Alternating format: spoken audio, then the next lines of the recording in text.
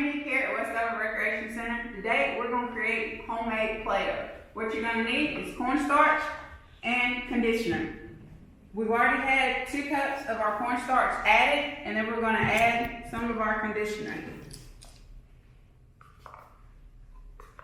At first, you want to mix it with a spoon so you can get all the ingredients mixed in together. If you want to be fancy with it, you can even add some food coloring. As soon as it gets thick enough to make your dough, oh, it smells real good. Keep mixing it, and then once it gets to a thickness, we can start using our hands. At times, you may have to add a little bit more conditioner or cornstarch. Once you make your Play-Doh, it should last about a week. Once you made it and you play with it, you can put it in Ziploc bags.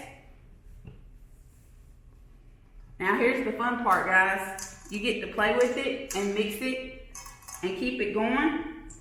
Slowly, it's turning into a gooey substance. Once it's turned into that gooey substance, feel free to take it out, put it on the table, and use a pinwheel it, and straighten it out, and then you have all types of fun.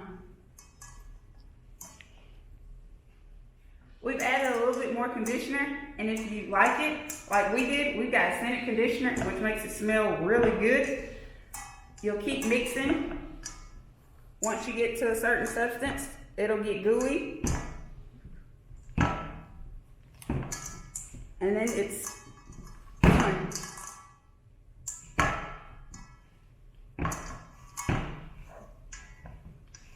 It's turning into Play-Doh.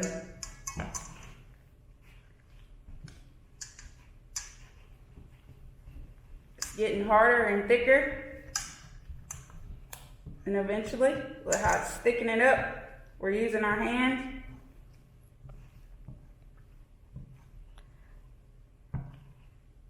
And we've got Play-Doh.